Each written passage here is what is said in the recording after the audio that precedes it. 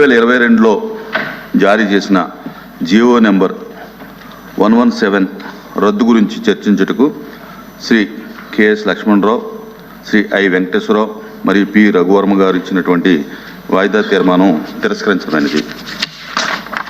Next గౌరవ మంత్రివర్యులు కూడా, మానవ వనరుల శాఖ మంత్రివర్యులు కూడా ఇక్కడ ఉన్నారు. అధ్యక్ష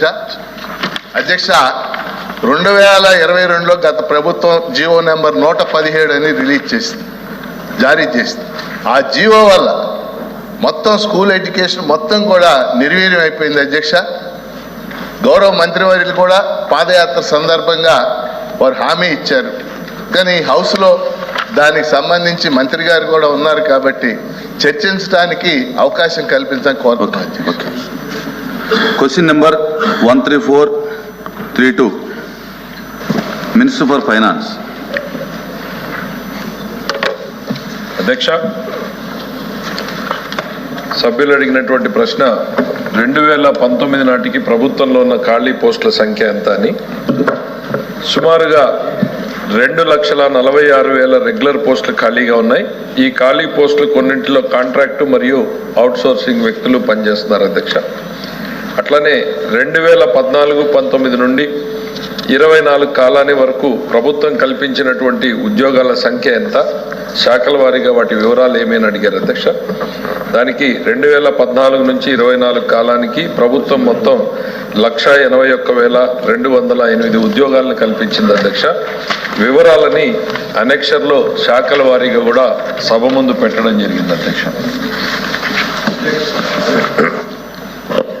అధ్యక్ష, గౌరవ మంత్రివర్యులు పోస్టులు ఖాళీ ఎన్నున్నాయి, గత దశాబ్ద కాలంగా భర్తీ చేసి చెప్పారు.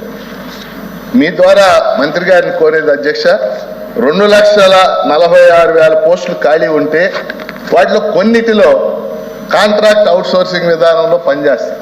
అంటే ఇంకా చాలా ఖాళీగా ఉన్నాయి అధ్యక్ష. అందుకని మీ ద్వారా మంత్రి గారిని కోరేది, ఈ ప్రభుత్వం కొత్త ప్రభుత్వం, నిరుద్యోగులు అనేక ఆశలు పెట్టుకున్న ప్రభుత్వం, వీటిల్లో కొన్ని పోస్టులైనా ఆంధ్రప్రదేశ్ పబ్లిక్ సర్వీస్ కమిషన్ ద్వారా ముఖ్యంగా గ్రూప్ 2, గ్రూప్ 3 వీటికి సంబంధించి వేలాది పోస్టులు ఖాళీ ఉన్నాయి, భర్తీ చేయాలని మీ ద్వారా మంత్రి గారిని కోరుతున్నాను. మంత్రి గారు, రైతాంగం సంతోషంగా ఉందా? రైతు కూలీలు సంతోషంగా ఉన్నారా? భవన నిర్మాణ కార్మికులు ఉన్నారా? యువకులు ఉన్నారా? మహిళలు ఉన్నారా?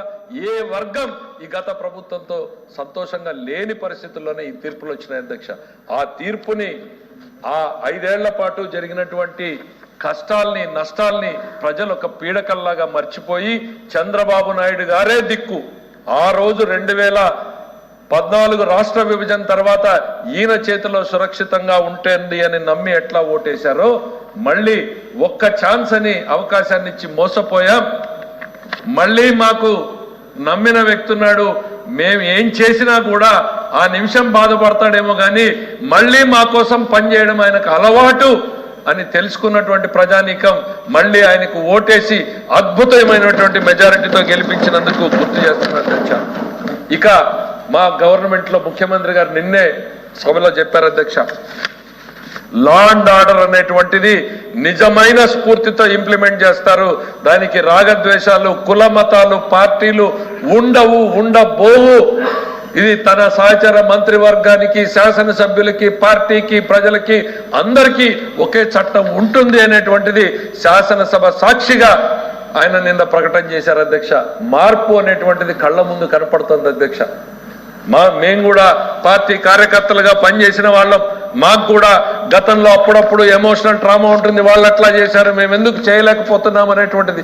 కానీ ఈ రాష్ట్రం సుభిక్షతని, ఈ రాష్ట్ర భవిష్యత్తుని కోరేటువంటి నాయకుడు ఈ రాష్ట్రానికి ఏది మంచి అనేటువంటి దిశానిర్దేశనం చేస్తున్నారు. అధ్యక్ష, ఎందుకు చేయాల్సింది వచ్చింది అధ్యక్ష? రాష్ట్రంలో బ్రాండ్ ఏపీ అనేటువంటిది పోయింది. అధ్యక్ష, పోటీ ప్రపంచంలో ఒక రాష్ట్రానికి ఒక బ్రాండ్ లేకపోతే ఆ రాష్ట్రం అభివృద్ధి సాధించడం సాధ్యమా అధ్యక్ష? పొరుగునున్నటువంటి బెంగళూరు, మనం విడిపోయినటువంటి హైదరాబాదు, ఎప్పుడో బ్రిటిష్ కాలం నుంచి అభివృద్ధి చెందినటువంటి చెన్నై, ఇటువంటి మహానగరాలతో పోటీ పడుతూ మన ఆంధ్ర రాష్ట్రాన్ని అభివృద్ధి చేసుకోవాలి అంటే మనకున్నటువంటి సహజ వనరులతో పాటు మనకు ఒక బ్రాండ్ ఇమేజ్ క్రియేట్ చేసుకోకపోతే ఆ అవకాశం మనకు ఉంటుందా అని అడుగుతున్నా అధ్యక్ష. ఇక్కడ ఏం బ్రాండ్ క్రియేట్ చేశారు అధ్యక్ష? దుర్మార్గాలు, దౌర్జన్యాలు, దోపిడీలు, అందరినీ అంటే డోర్ డెలివరీ, హత్యలు చేసి డోర్ డెలివరీ చేసినటువంటి వ్యక్తుల్ని పక్కన పెట్టుకుని తిరగడం, కొట్టి తిట్టి పక్కన పార్టీలని హింసించేటువంటి వ్యక్తుల్ని పక్కన పెట్టుకుని ప్రమోట్ చేయడం, కంపెనీలను అధ్యక్ష. కియా మోటార్స్ ఇవాళ భారతదేశంలో కియా మోటార్స్ ఆటోమేటివ్ మ్యాప్లోకి వచ్చినటువంటి పరిస్థితుల్లో ఈరోజు అక్కడికి వెళ్ళి సొంతంగా ఎంపీలు బెదిరిస్తే కనీసం మందలించలేనటువంటి స్థాయిలో ముఖ్యమంత్రి ఉన్నాడు అధ్యక్ష. దాని పర్యవసానం ఏంటి అధ్యక్ష? వాళ్ళు పెట్టాలనుకున్నటువంటి 50 అనుబంధ పరిశ్రమల్ని ఇక్కడి నుంచి కాదని తమిళనాడులో పెట్టుకున్నారు అధ్యక్ష.